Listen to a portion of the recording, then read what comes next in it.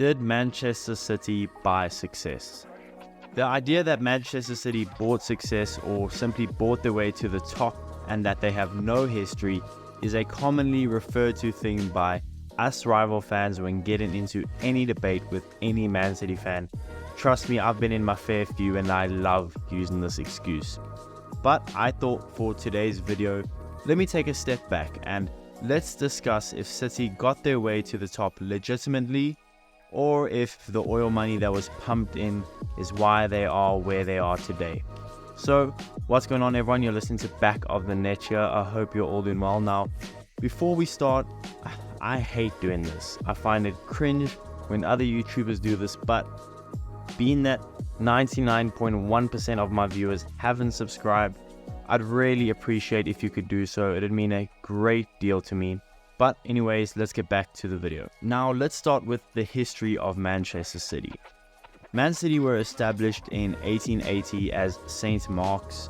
Then the club underwent name changes to become Ardwick Association Football Club in 1887, and then finally Manchester City in 1894.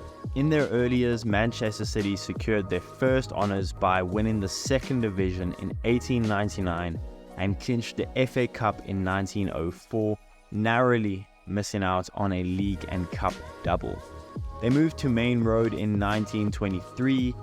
In the 1930s, they reached consecutive FA Cup finals, winning in 1934 and set an attendance record with 84,569 fans at Main Road.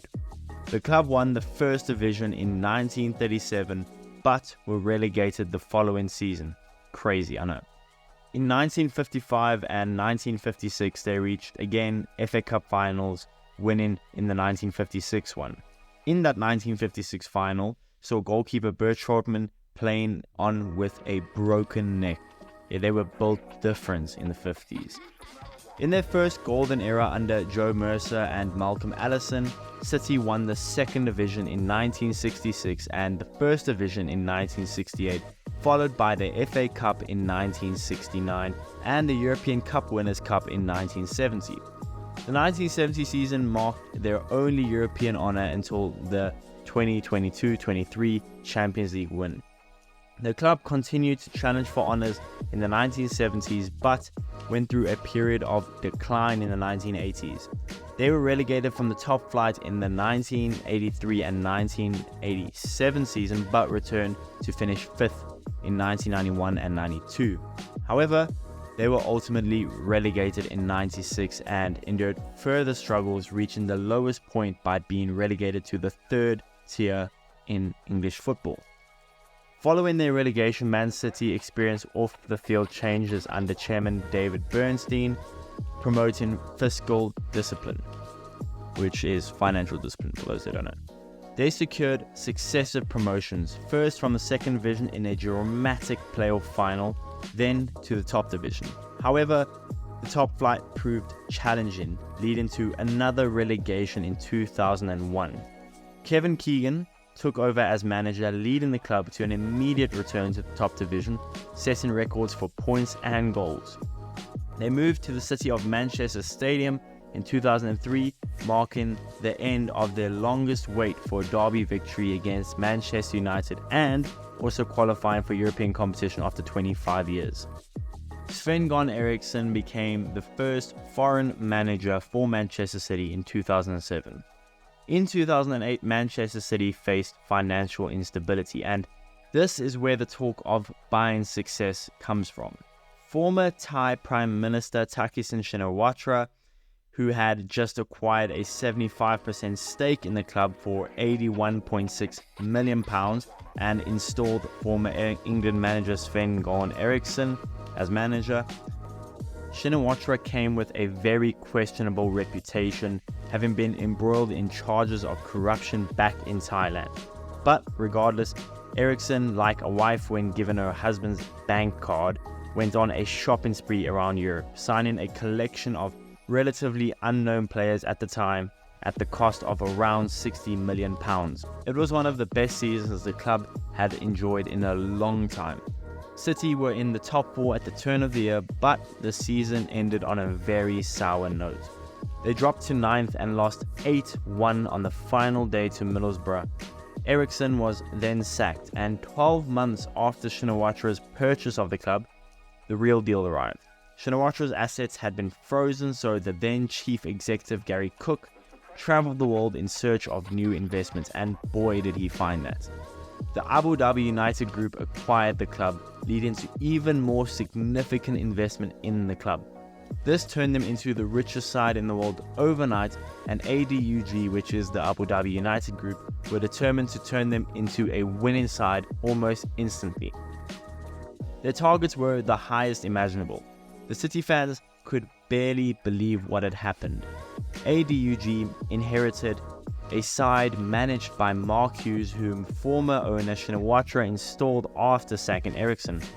The Welshman Mark Hughes had impressed during spells with Wales and Blackburn, so Shinawatara and his advisors identified Hughes as the man to take the City job.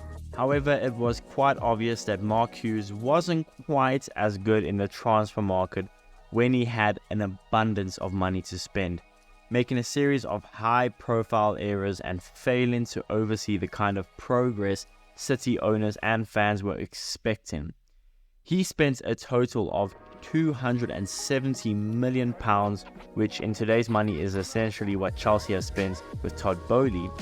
Hughes' first and only season saw City finish 10th, which was one place lower than Eriksson had managed on a far stricter budget, and he was then sacked in December of his second season with City in 6th place. I mean, looking back at it, you can kind of understand why City fired him. I mean, a squad with the likes of Vincent Kompany, Pablo Zabaleta, Carlos Tevez, Emmanuel Adebayor, Kolo Touré, Julian Lescott, who were all brought in at a huge expense, should have been better than they were. So Roberto Mancini then replaced him, and this is where City put their name on the map. The Italian instantly fixed City up at the back. They had been conceding far too much under Hughes, and within a few weeks Mancini had tightened them up and made them much harder to beat. He led them to a 5th place finish, which was marginally better than when he arrived, but the difference was so clear to those watching Man City. They were now on their way to becoming a successful club with a winning mentality. They then continued to progress. They signed Yaya Toure, David Silva, Jerome Boateng, James Milner, Alexander Kolarov, and they qualified for the Champions League for the first time and won the FA Cup, their first major trophy in 35 years. And from there, well, we know the rest of the Man City story. More money spent, Premier League, Pep Guardiola, Champions League, need I go on, we all know this. So now to the question of the video. Did they buy success? In my honest and unbiased opinion, yes. Yes, they did. And let me explain. Look, I know they have a history, far more history than teams like PSG, for example. And they haven't been spending that much in recent times. But this is where I stand. Had it not been for multiple extremely wealthy owners, who knows where they would be now? Certainly not where they are now. Now, I know in recent times, clubs like United and my beloved Arsenal have spent around the same amount, if not more than Man City. But they never really needed a huge influx of cash from an oil-rich owner to be relevant or where they are today. United were United in the 90s, Arsenal were Arsenal in the 90s. No one needed a huge Abu Dhabi group to come in and save the club. You must remember, Man City were in huge financial debt. Huge. And the moment that the Abu Dhabi group came in, it kind of all evaporated. Listen, so while yes, as of right now, they don't need another huge influx of cash to survive, as they are now making tons of money from competitions, merchandise, and etc. And they are an extremely well-run club that is pretty proficient on the field and off it. The fact of the matter is the same. They were a club struggling on the pitch and off it, and that this huge influx of money and a large pump of, let's be honest, financial doping could have happened to any struggling club at the time. Abu Dhabi Group could have went to any other club, and those clubs would probably be sitting right now where Man City are. That's why I think they bought their way to success. Now, I know this video may come off as a salty or bitter one, but to be honest, I don't really care. I'm not ripping into Man City fans at all, do what you want, support who you want, back your club, do what you want, that's fine. I just thought this would be a reasonably fun topic to talk about, especially considering this international break. And like I said in the intro, that most of us rival fans love using this as a crutch. Now, what I've learned, and I think what a lot of us knew, is City do actually have a history. They were a successful club, especially in the early 1900s. But like I said, without this massive oil money, I don't think they would be where they are today. Just don't see it. But yeah, with all this being said, I would love to know what you guys think. Alright, did Man City buy success? Let me know in the comments below, and I'll see you guys in the next one. Cheers.